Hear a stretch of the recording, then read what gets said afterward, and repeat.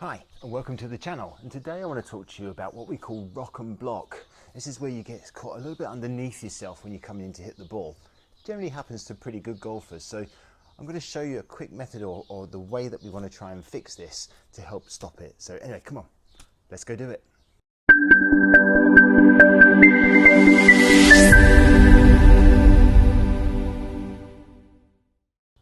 So what is rock and block, okay, or getting caught underneath yourself? So one of the things that we see generally good golfers that tend to have this is, or I mean it can happen to anybody, but we generally see a lot of good golfers have this issue where they have a tendency when they're swinging down to hit the ball, they get caught a little bit underneath themselves here, and the club head gets caught behind them. And you can see what we call this rocking and blocking. So they have a tendency with the shoulders for the left shoulder to go up this way, goes higher, and then the club comes underneath and then they block the shot. Or from here, they'll then recover and roll the hands through. So this rocking and blocking. So the left shoulder goes up, right shoulder comes under, and they get caught underneath themselves here. And they often, generally what you'll tend to see as well, another telltale trait is the hands finish quite high because they're swinging severely from inside to out. It's not a pleasant movement. I'll try and recreate it, but it's not a pleasant movement because when you come under and under here, this rocking and blocking motion can actually hurt you as well. So we've got to try and fix that and eliminate how that happens. You probably get away with it with your short irons, but as soon as you start getting drivers in your bag or longer clubs, this rocking and blocking can be really severe because you're going to hit a two-way miss. And most good golfers will have a two-way miss. They'll either hit it right out, or they'll have three misses, or three shots really. They'll hit it right out to the right-hand side, straight shot, they hit it on the target, or they'll hook it left, okay? Rockers and blockers are generally have a fear of going left. So we've got to try and change that path. And the way we're going to do that is very, very simple. I'm going to show you, first of all, what causes it, and then we'll give you an exercise on how to fix it.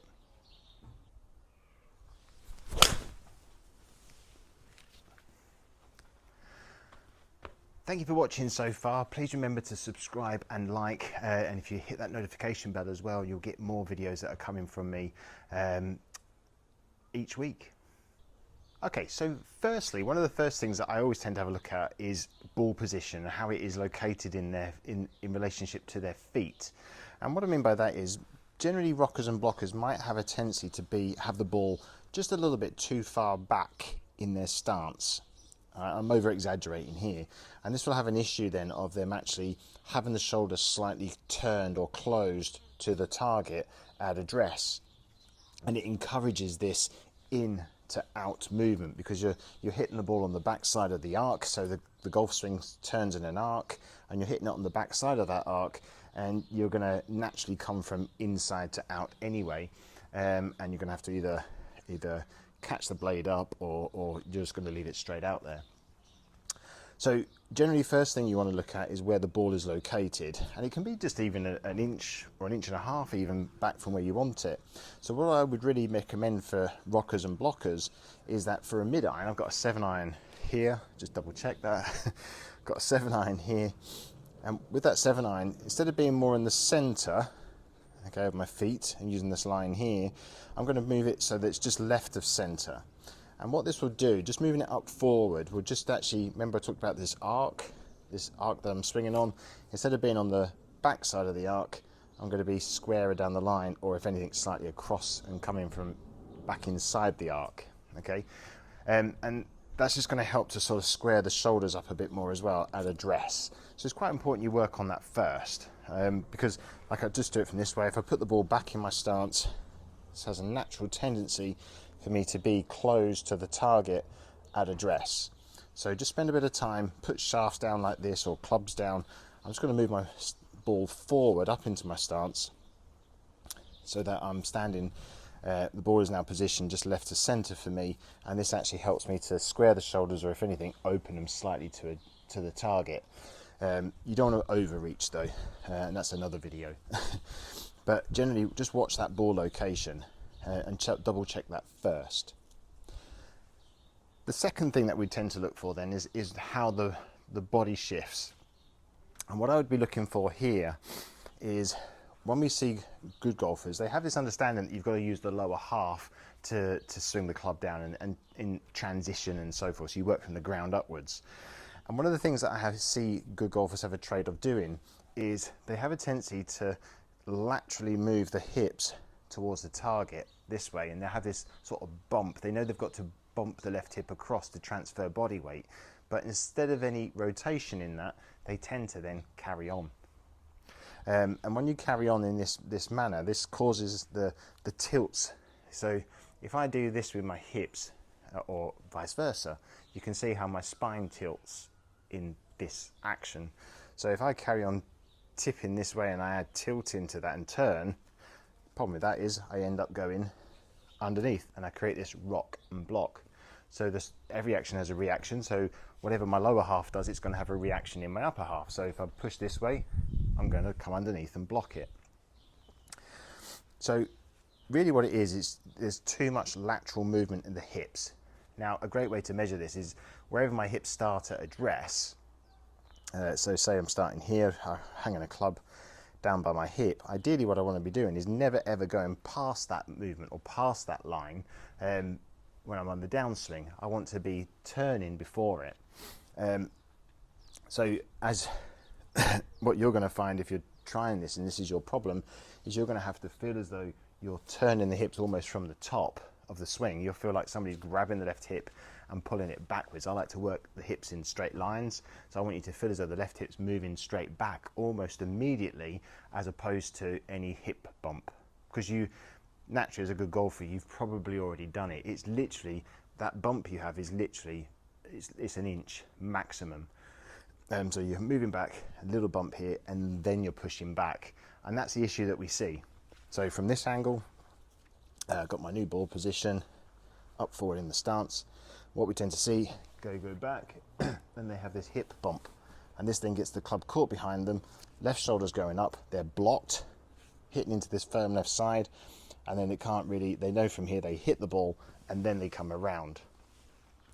What we want to try and work on is new ball position, taking the club back, and what I'm going to work on from here is I'm going to start turning immediately. I want my hip to be pushing backwards as soon as I start the downswing. It's going to feel as though I'm coming this way on the downswing, but ideally what will happen is you add in motion, it's going to fall in nicely on the right line, because you're so used to coming in under here. To go to there is going to be dramatic. You're going to land in the middle somewhere. So that's what you're going to do. So that's the feeling we've got to try to create. So new ball position, I'm going to then from here, I'm then going to work it so that I'm going from here and hip turn. So I'm going to turn out the way first. I feel like I'm really turning that open or pushing my left hip back, which is how I like to think of it. By the way, these T-claws are brilliant. I've just purchased these this week, not affiliated, by the way. I don't have any sponsors. But they're brilliant. It's been the best purchase I've had for a long time.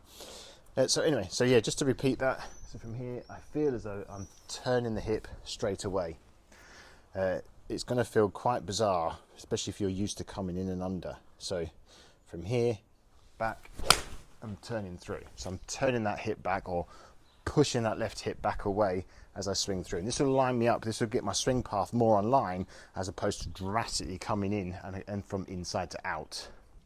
Okay, so a great way to practice this is to put a blocker in the way. And what I've done here is I haven't got anything else because I can't put anything in the ground, but you can use sticks, you can use umbrellas, you can use anything you can that you can get into the ground to act as a blocker.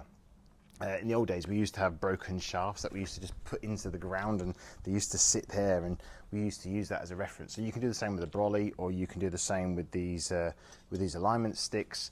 I like to put like maybe a swim noodle on them, or foam padding, just so you don't stab yourself when you're swinging through. But what I've done here is I've lined it up so that I've got my golf bag here in a way that I've got my umbrella is positioned. So my umbrella is positioned just off my left hip. Now what this is going to do is just going to act as a reminder that when I swing down, I'm going to subconsciously know it's there anyway, but as I swing down, I've got to turn inside that. I can't go sliding into it because I'm going to knock the bag over, or the rod or whatever it is that I've got there. So it's just going to act as a reminder that when I swing back, I'm going to go from here, I've got to start turning inside that line or that tunnel. So that's a really great way to practice this. And I would definitely, I have done this in the past because I was a leg driver. I used to be someone that used to drive the knees because I read in a book that's what you're supposed to do.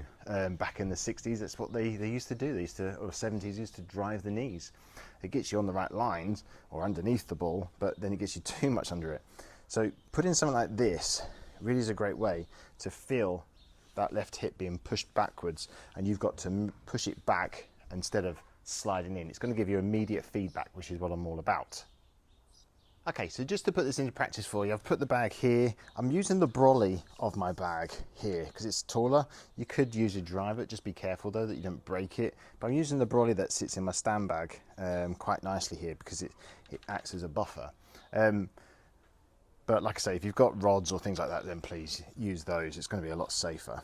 You won't break your clubs. So I've got the umbrella is actually sitting on my, I can feel it just outside my left thigh. So I'm going to use that as the reference point. And all I'm going to do is just hit balls turning inside that. It's over exaggeration. It will never slot in exactly like that, but it will feel that way to me. All right, and I feel like from the top, I'm pushing back and I can't move into it. And that's going to be just a feeling that I'm going to have to do this. Now, I've got the ball position. I've put this shaft now down, or this rod now down in line with my feet. It's a little bit up more towards the left-hand side.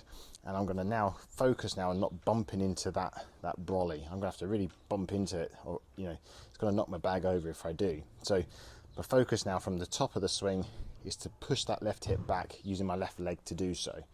So let's go back and through.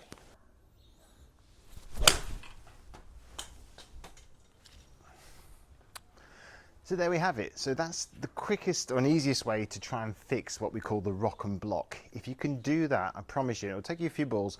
Do what I'm doing as well. Tee it up. Don't be afraid to tee the ball up. It's going to help you just to eliminate angle of attack and give you a little bit more confidence to go at it and really go for it. If you just try and hit it off the ground, you know, unless you're a really skilled golfer, but just hit it off a tee peg, it's just going to make your life a lot easier. But working on eliminating ball position, making sure it's in the correct position, and also eliminating this slide is going to really help to improve your golf. You're going to really feel as though you're compressing the ball a heck of a lot better. So working on that, use a bag or anything to reinforce the feeling. Honestly, you'll hit the ball so much better. Anyway, thank you so much for watching. I really appreciate it. Please remember to hit the like and subscribe button, and I'll catch you next week.